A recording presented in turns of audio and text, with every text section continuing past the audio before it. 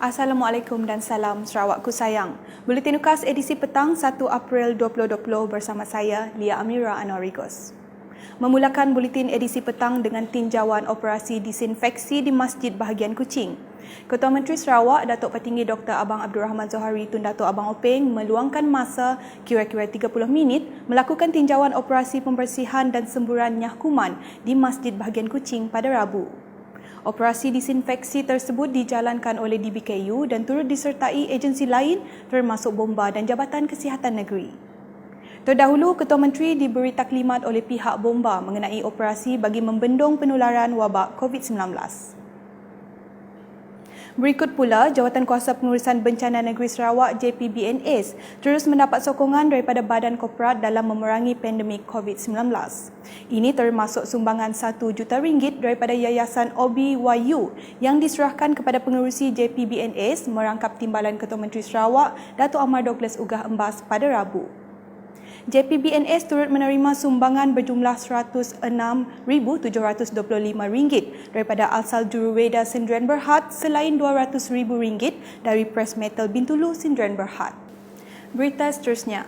Meskipun sibuk dengan urusan rasmi kerajaan di Kuala Lumpur, Timbalan Menteri Kemajuan Luar Bandar 2 Datuk Henry Sumagong tetap balik ke Lawas bagi memastikan pengagihan bantuan makanan kepada masyarakat di Lawas berjalan lancar.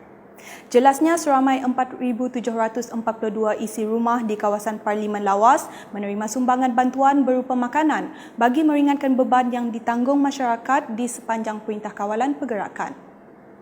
Semasa melakukan tinjauan persediaan penghantaran bantuan makanan ke kawasan Zon Bak Kelalan, Zon Long Semadoh dan Zon Merapok, Lawas, pada Selasa, beliau yang juga ahli Parlimen Lawas tidak menolak akan ada bantuan bagi fasa kedua tetapi bergantung kepada situasi semasa PKP. Seterusnya di Limbang. Bantuan barangan dapur telah disampaikan kepada 22 keluarga di kawasan Zon Jalan Pandaruan Limbang pada Selasa. Menteri Muda Pemodenan Pertanian, Tanah Adat dan Pembangunan Wilayah Sarawak, Datuk Dr. Abdul Rahman Ismail berkata, bantuan disalurkan kepada keluarga yang terkesan impak penguatkuasaan PKP yang dilanjutkan, terutama mereka yang bekerja sendiri dan bergaji hari. Ujarnya, yang juga ahli Dewan Undangan Negeri Adun Bukit Kota, bantuan seterusnya akan disumbangkan kepada Zon Bandar dan Jalan 7 Batu Keliling, Zon Jalan Kubong, Zon Telahak dan Zon Batang Sungai. Berita berikutnya. Pengerusi Jawatankuasa Pengurusan Bencana Pesisir Kuching Semarahan, Lunduk, merangkap ahli Dewan Undangan Negeri Adun Demak Laut Dr. Hazlan Abang Hibni melakukan tinjauan di Pasar Tamu Simunjan pada Rabu. Tinjauan itu dilakukan bagi memastikan Pasar Tamu Simunjan itu selamat dibuka kepada orang awam atau ditutup operasinya susulan penularan wabak COVID-19. Selepas berpuas hati dengan langkah-langkah keselamatan yang ditetapkan Majlis Daerah Simunjan, operasi Pasar Tamu Simunjan dibenarkan beroperasi bermula 7 pagi hingga 12 tengah hari. Pihak Majlis Daerah Simunjan juga telah menampal notis dan langkah-langkah penjagaan semasa berada di Pasar Tamu berkenaan. Ketetapan bagi langkah-langkah keselamatan telah dibuat seperti yang tertera.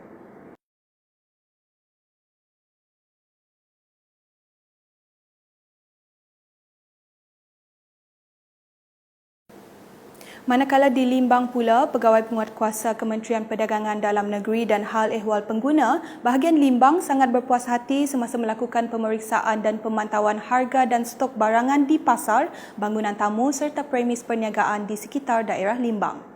Sepanjang pelaksanaan PKP, para peniaga dan pengguna memberi kerjasama berhubung pematuhan PKP seperti penjagaan kebersihan diri dan penjarakan sosial semasa transaksi jual-beli. Dalam pada itu, KPDN HEP belum menerima sebarang aduan berhubung ketidakpuasan hati pengguna terhadap kenaikan harga barangan dan ini menunjukkan bahawa wujud tanggungjawab sosial dan kerjasama baik di antara peniaga dan pengguna.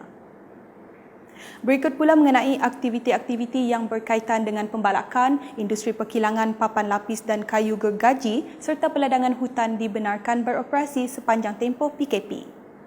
Jabatan Hutan Sarawak dalam satu kenyataan media pada Rabu memberitahu kebenaran itu tertakluk kepada penggunaan tenaga kerja yang minimum dan mematuhi ketetapan serta syarat-syarat yang dikeluarkan oleh kerajaan negeri.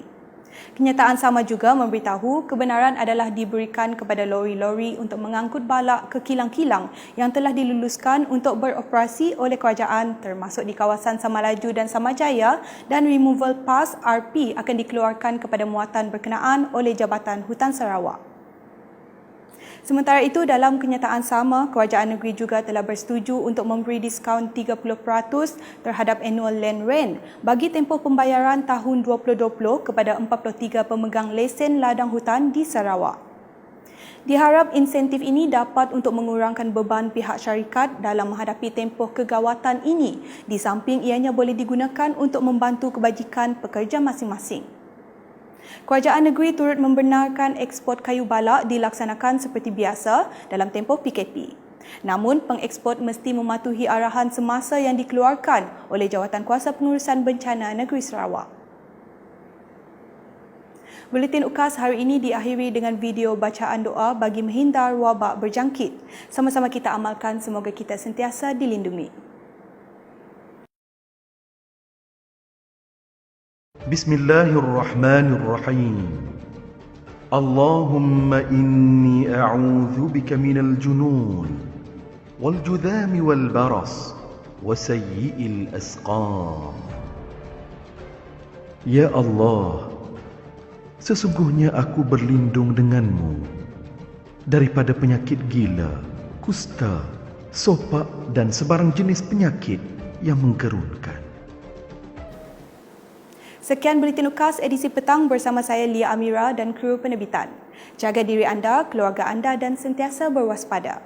Dapatkan berita terkini Sarawak setiap hari dengan melayari ukas.sarawak.gov.my di Facebook, Instagram dan Twitter serta subscribe dan like saluran YouTube Buletin UKAS. Salam UKAS.